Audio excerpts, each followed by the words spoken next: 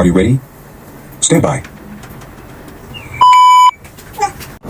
What's up sa inyo mga kaboom-boom? I'm a nurse, EMT by heart, and again, enthusiast.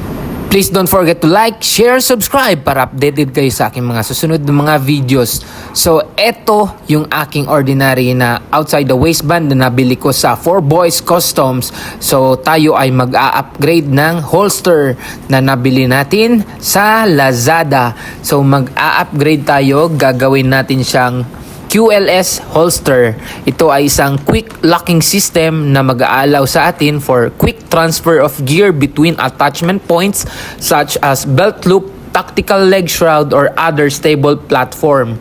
Meron siyang kasamang QLS fork, plate combination na merong level 1 retention pull test para mag-allow sa atin na ma-rearrange yung gear quickly and easily without the use of tools.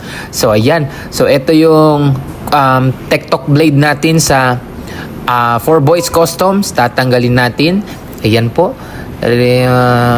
i-upgrade natin siya, then ilalagay natin yung i-attach natin yung yung etong holster fork na etong QLS holster. Ayan. Ito yung kanyang holster fork. Yan, i-screw lang natin siya. Madali lang naman siyang guys, ilagay, ikabit. So ilalagay ko yung link sa description box. Ayan, madali lang siya, higpitin nyo lang, then okay na. Then ito yung kanyang belt loop and ito yung kanyang leg strap. So yung leg strap kailangan nyo pong ilagay in between the belt loop and yung kanyang receiver plate.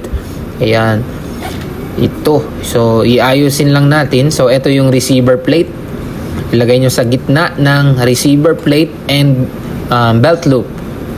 Then ayan, screw lang natin siya. Dali lang talaga siyang guys. I-follow nyo lang yung aking video for instructions. Ayan, napaka easy lang niyang gawin. Ito po, yan, yun.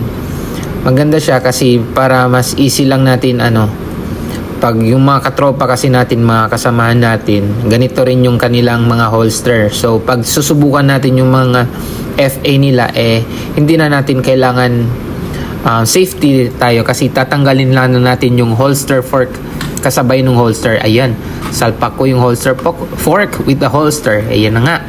So ito yung ating magiging bagong holster ngayon, quick locking system na holster. So hali kayo at try natin. Ayan guys, ito yung bagong holster natin na may quick locking system. Yun, napakaangas guys. Ayan. So driver tayo. So before tayo nag-dry fire, nag-situate, sinafety natin yung ating FA. Wala pong bala yan. Yun, flex flex. Thank you for watching.